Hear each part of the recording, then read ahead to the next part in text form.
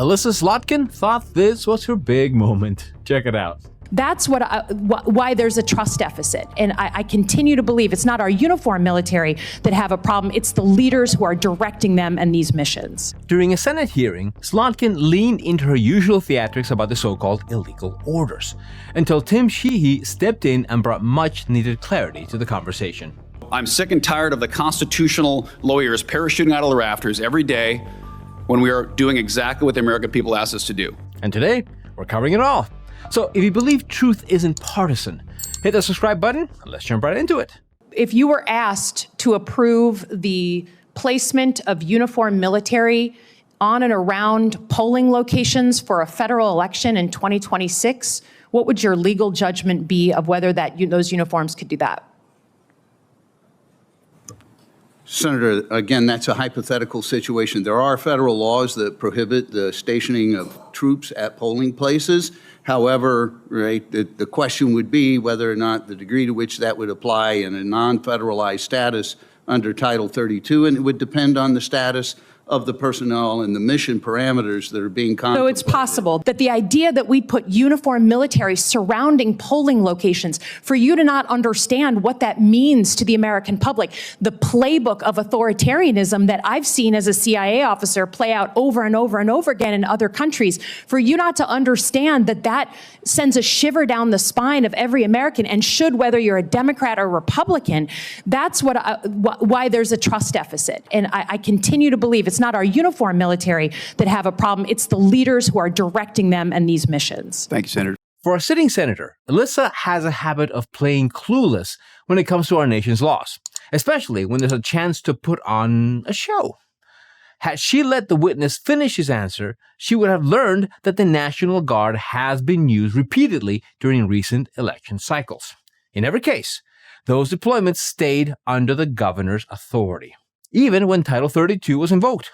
For instance, during the 2020 elections, several states relied on the Guard for logistics and cybersecurity, largely because the pandemic kept many poll workers home.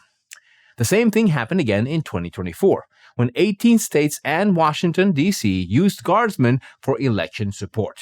That's why when Senator Sheehy stepped in, he made sure to set the record straight. So let's hear what he had to say. Senator Sheehy. Thank you, Chairman. I always find it interesting when constitutional scholars and law of the sea scholars parachute from the rafters during every Trump decision. But we're not a legal body. We're a political body. So if you want a legal body, there's one a block away of white marble. It's a beautiful building. We're a policy body. We're a political body. But just to set the record straight, to your knowledge, Mr. Young, has the president issued any illegal orders, or have illegal orders been followed in the course of the National Guard deployments to our southern border and our cities? Senator, no, the president has not issued any illegal orders, and the Ninth Circuit has ruled in that favor.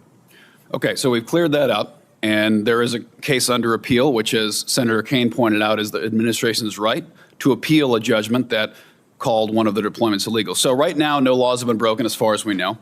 Exactly. With the constant talk from Democrats about illegal orders, you'd think we live on an outright dictatorship. That's not to say pushback is wrong. In politics, power rarely gets handed back without resistance. And with Trump using executive authority to its limits, his administration likely expects court challenges and congressional action to counter it. That's part of the process.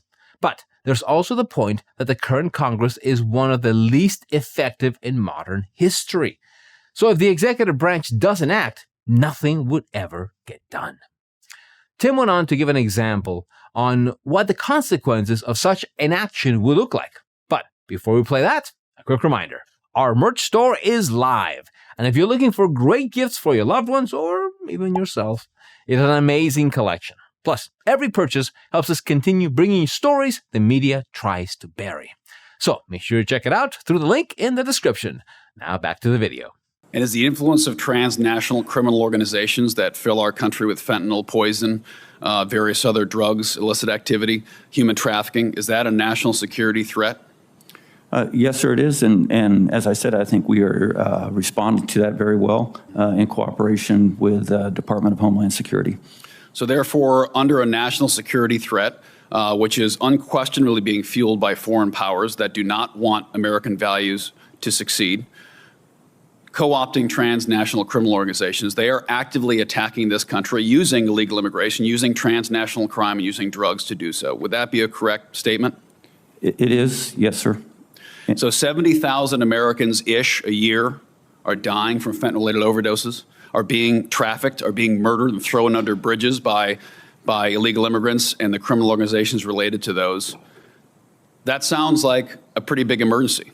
You and I went to war for 20 plus years when 5,000 Americans were killed on and around 9/11. Now, to put Tim's point into perspective, let's look at the facts. In 2023, the Law Enforcement Immigration Task Force released a detailed report showing that drug cartels were deeply involved in human trafficking, resulting in revenues of up to $13 billion. And that wasn't the end of it. Those same smuggling networks were also tied to drug trafficking, weapons movement, kidnappings, and killings. When you look at the numbers on our side of the border, the consequences are clear. Drug overdose deaths peaked in 2023, with the CDC estimating around 105,000 fatalities. That number dropped to roughly 80,000 in 2024. And after Trump took office, it fell even further. NPR reported that, quote, for the first time in 30 years, drug deaths are plunging at a rate that addiction experts say is hopeful. Adding, many states are seeing even bigger improvements of 30 to 50%. It's not complicated. When you shut the door, fewer problems get inside. Tim then shifted to what the administration is doing to keep the streets safer. And he went all out on Slotkin and her illegal orders narrative. So we've settled the legal questions. What we're talking about is politics. What we're talking about is we're being told that 3 to 5 to 700, call the number whatever it is, honorable young Americans who've asked to join the military, raise their right hand, who are volunteering for these deployments, we're being told that them walking the streets, protecting Americans from being mugged, from being carjacked, like our congressmen are 2 blocks away from here. Like one of my staffers was clubbed over the head a few months ago in the ICU, woke up, stripped of all valuables. So I think it's an absolute disgrace that we are impugning the integrity of our people in uniform, the integrity of this administration, and the will of the American people to live safely on their own streets. The Constitution says life, liberty, and the pursuit of happiness. The American people have a right to expect their government will protect them from being murdered in the street. So I'm sick and tired of the constitutional lawyers parachuting out of the rafters every day when we are doing exactly what the American people asked us to do. That's what it all boils down to. And throughout this entire hearing, multiple senators asked the witnesses if they received any illegal orders in recent months, with all of them giving the same clear answer: no. But Elissa wouldn't ask such a simple question. Instead, she leaned on vague hypotheticals, and when the witness started explaining the actual legal framework, she cut him off. Not to clarify anything, but to keep the theatrics going and avoid the answer she didn't like. Let me know in the comments your thoughts on this story. Don't forget to like and subscribe. And remember, keep thinking.